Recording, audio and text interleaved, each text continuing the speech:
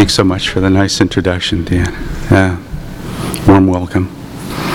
I'm very pleased, special pleasure tonight to be reading alongside the talented Amanda Earl. That's very sweet.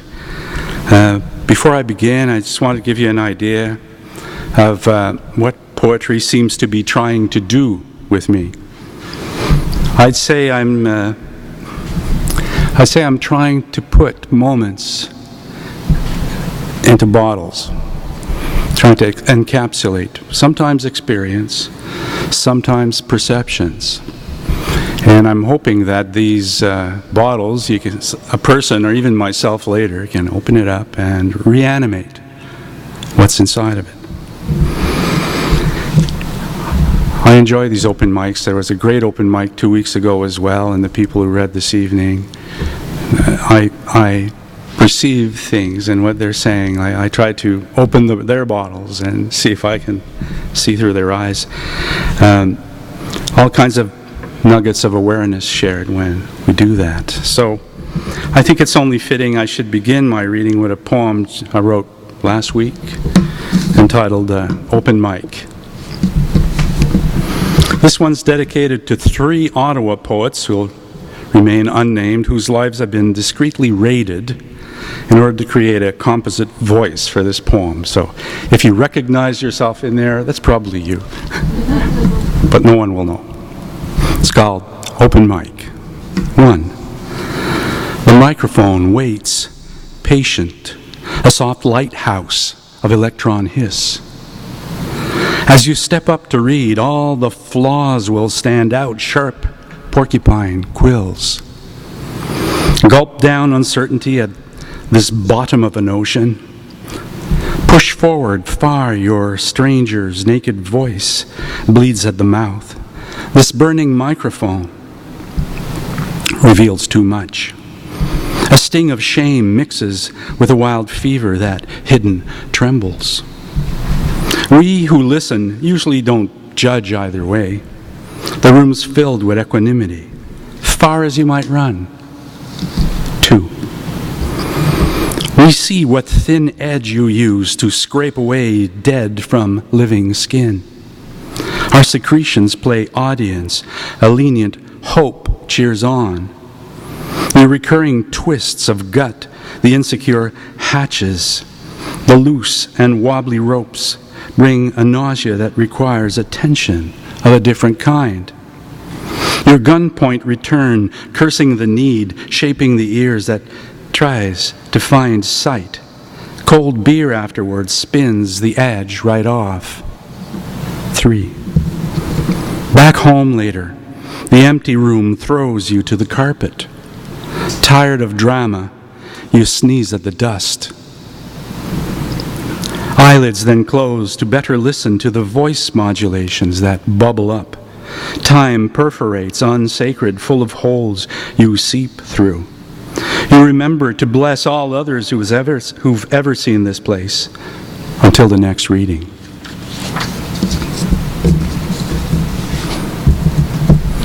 The next few poems are from the new chapbook that's coming out on Friday. Thanks very much for the plug, Deanna. This one here is called Seeds on Rock Again. Sometimes you lose, but it's still well worth it. That's sort of what the poem's about. Stand. Can I just turn the sound up a little bit? Sure. Hello? Oh. Thanks very much for doing that. Seeds on rock again. Stand. Stare at the dry ground where nothing grows. Cross fingers hide inside pockets. Last glass bottle of cold water soothes a final parched throat.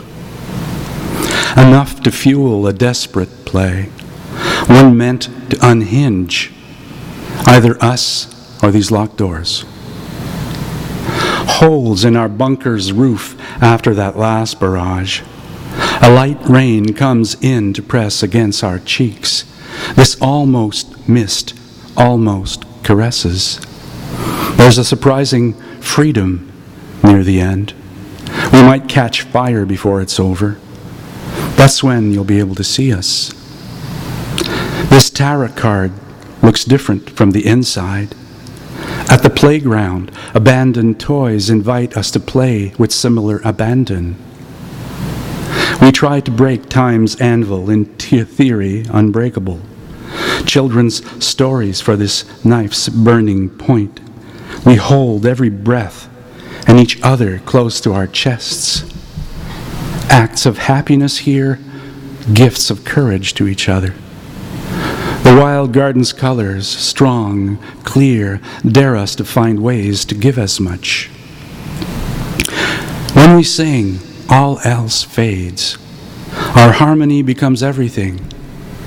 Even if our race itself one day turns cold, we know we'll have fought nonetheless for the winning side.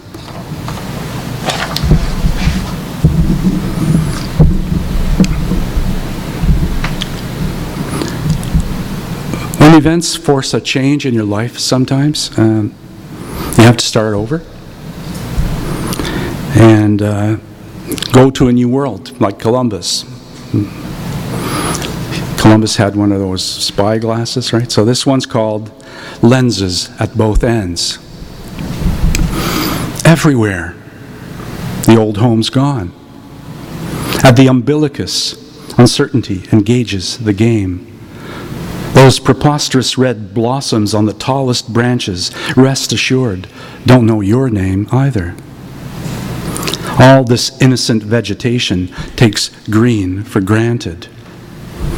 Your unstoppable eyes take this all in, even when it wounds. There will never come an end to your thanks. Fall quietly to your knees. On this green island, on these bleached white sands, land your 3 ships. Along the same theme, sometimes lightning will strike you, and that changes everything. Tropical beach lightning. Encased in unsuspected commonplace, a change of tunings. Who left this gift-wrapped box? The piercing colors of the paper you dare not tear this unknown day. For the second it takes in this liquid world, you wake up smoldering, flat in a patch of black scorched sand, speckled with glass beads. Embrace a new calendar, always set to 0. A friend once gave me a strange gift of a butterfly in a box. Later, that relationship came to an end, and it's a poem about that. It's called Butterfly Box of Pins. At the edge of stillness, was there a last tired flecks of wings? What spray preserves as specimen the slant-tipped pins hold down, full spread?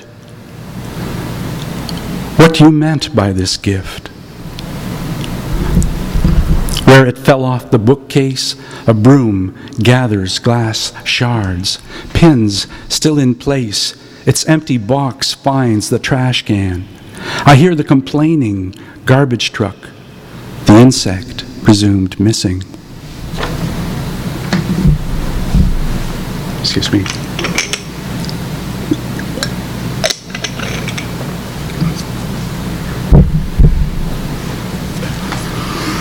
One time I lived at a cottage full-time for many months, and I was having to rethink my life, and this poem is about that. It's called Grounded to Airborne. The sepia color of memory too long from the dark room bath, a dragonfly close up, my solitary index offered as a perch, its seeming friendliness ad hoc filled in, as with all fictions. Willing fools, we cram every blank space with connection. Simple projected desire. The insects just exhausted or intoxicated by something unrelated. Perhaps ill, perhaps dying. But the appeal of a Zen companion proves too much to resist. I lend it my blind hopes, play a one-sided game of intimates. This photo was sometimes later used as a proof of something else. Those were the stoner months, the hashish months at the lake. Anno me, sick with loss and isolation that nothing could fill, stuck, as in the picture, grounded, unable to take off. Long solo vigils by the fire pit past midnight. Questions float up to the sky. Hard answers parachute down. Unwelcome. Insistent. Find someone or something to spark. Follow this leitmotif. Court passion, even disaster if you must. Whatever means airborne.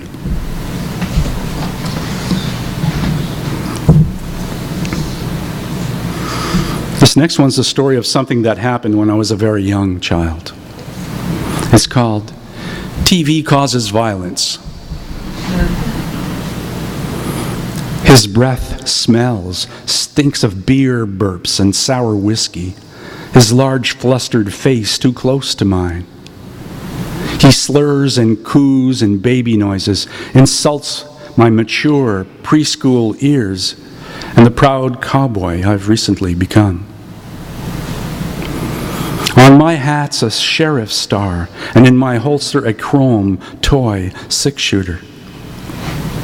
Took the oath this very morning to uphold the law. Now, in the middle of our living room, sways this obvious outlaw masquerading as my father's friend. I've seen it on TV. Against a large unarmed bandit, it is permissible to whack hard on the side of a head, but only with the butt end of one's pistol. He'll have a handsome blue bump there tomorrow, no doubt. I've been sent upstairs to the jailhouse, but I don't mind.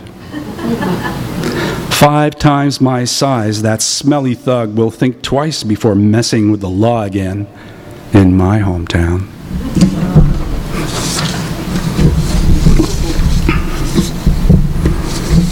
If you really want to, you can get to contemplate almost anywhere, as this next poem demonstrates.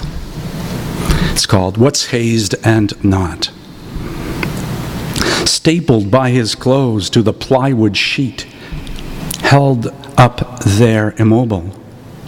A prank by drunken friends provides surprise contemplation. This bloodless crucifixion that pins to stillness.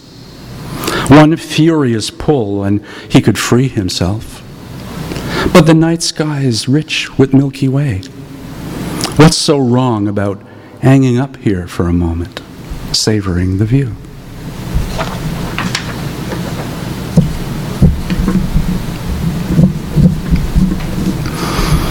I wrote in one online interview about a particular experience with one speck of dust that I had that still inspires my life today.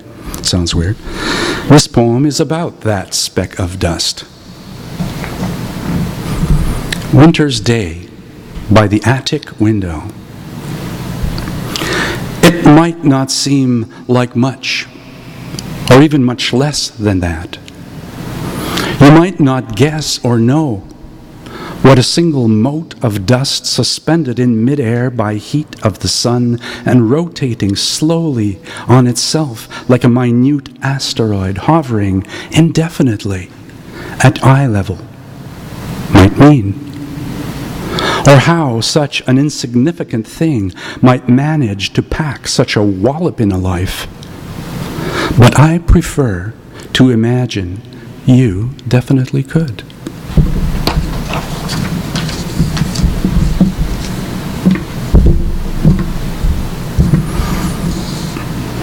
I have a red electric guitar hanging on my wall at home in my studio, and this poem's about it. It's called Post-Rock and. The neglect of its sentence to hang by the neck, to cure like patient meat, folded tight in its body, curves of concerts, private sky wailings, steel string grooves on hard fingertips sculpt voltage off its fretboard. Time is what it does. Best red electric now dozes off the wall. Past all its wild tests. Past.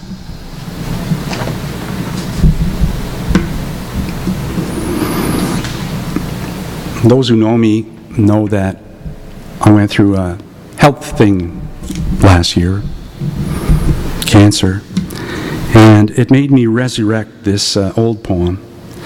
It was accurate before, but now it's even, for me anyways, a bit of an anthem. So you have to forgive the anthemness of it all. It's called Waiting at the Airport Lounge. A glass you drink weighs less than one you don't. On the calendar, somewhere, a circled date for each one here. Two long dark velvets bracketing a flash. What holds us now will come apart and fall like rain. This toy made of Promethean bits will disassemble. Cast against such uncertainty, why should we begrudge a smaller part of more or less? Were we to keep things locked in safe metals encased in concrete, they would not last. I'd like to add my voice to those who say, rise and sing us now. The future never was. On this day, with this view, this is true love, for we who know, yet choose to hold our ground.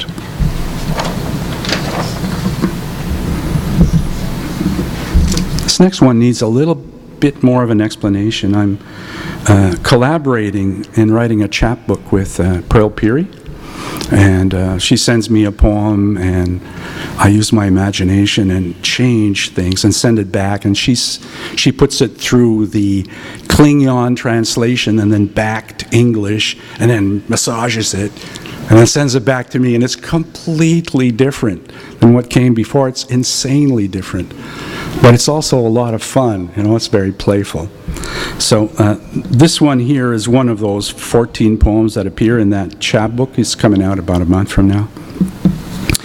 And out of all of them, it almost might stand as a standalone poem, but you'll see that it's a little bit strange because of, it's in the middle of a flow, and a lot of the fun is joining them together. But let's see how I do with this. It's called Our Slow Liquid. The original bottle of us, filled and capped, permeates our travels. Undersea fields of the kelp woman as she rides quiescent undertows, thin calcium armors whose ridges foretell an upcoming sparagmus.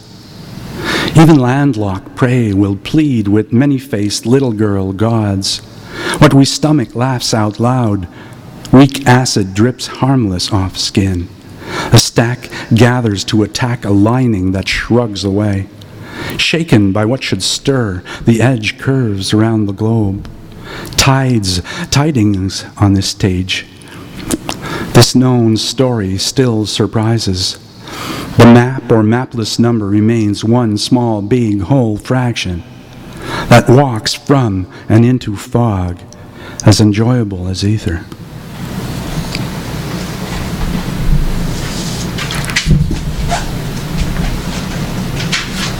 I have to drink water every once in a while, please forgive.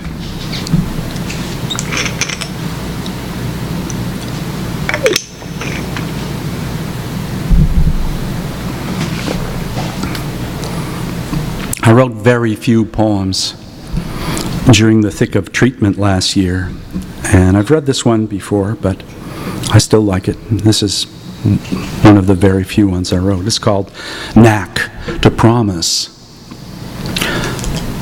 You have to think of someone with a kite.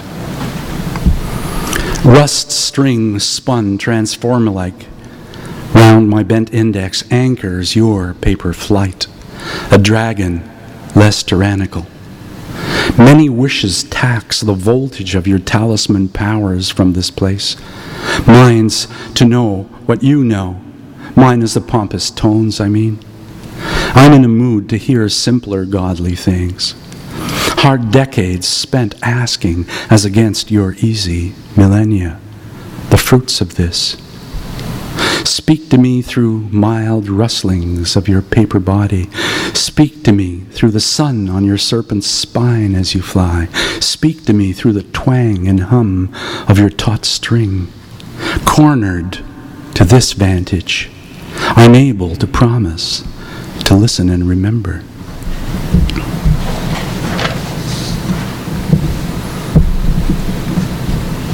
My wife and I are amateur astronomers. I read in an astronomy publication about a man who in the year 1600 predicted that there were other planets around other stars and got burned at the stake for this heresy. It's called In the Year of His Execution. Quote, "The time will come when all will see what I see," unquote. Giordano Bruno, 1600. Burn at the stake. Let those flames try to grasp what you can't recant. Who remembers your name now? To repeat your crime, the sky has innumerable globes like this one on which we stand.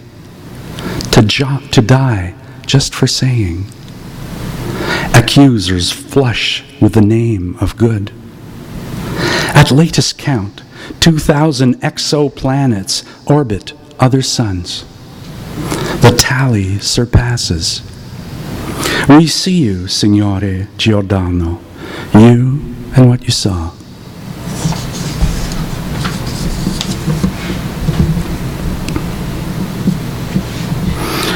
Not all protesters feel equally genuine to me.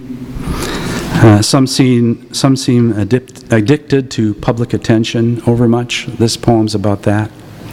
It's called In the Wormhole.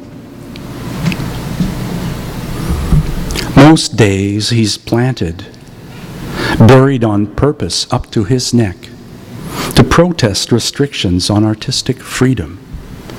His oil-slick rants fancy themselves walking on water. Maybe if it rains, this potted man will bloom. Behind his occult machinery, a helium blowfish puffs up. Aboard, public has better places to be. Their show of affection leaves him vulnerable. In memoriam, he sits buried here, trenchant. His tombstone head speaks now mostly to itself. The sun falls low, the cameras leave. Someone will have to dig him up again. Go for a dinner of slow-mo recaps, dine on the chef's possibly poisoned fish. The job of protest, crueler than imagined. This one, published on Doozy online, speaks for itself. It's entitled The Charm. It holds me where I hold it, where our interstices meet. Unsolvable as life or death, it bets on every race. At home in my coat pocket, it covers what it covers. Even diamond drill bits waltz off its smooth face. And I'd like to end on a hopeful note. So from the reaction of people, people seem to enjoy this one. So it's about how together we form more than the sum of our parts. It's called One Fish. S is for swim, not sink. Above a bottom dweller's mud. In our somewhere submerged city, we lounge on our back porch. I play a waterlogged guitar. Your fluency in mermaid saves the tune again. Time almost hums. Who could blame a desire for the pristine view when right about now we make up one fish? Thank you kindly.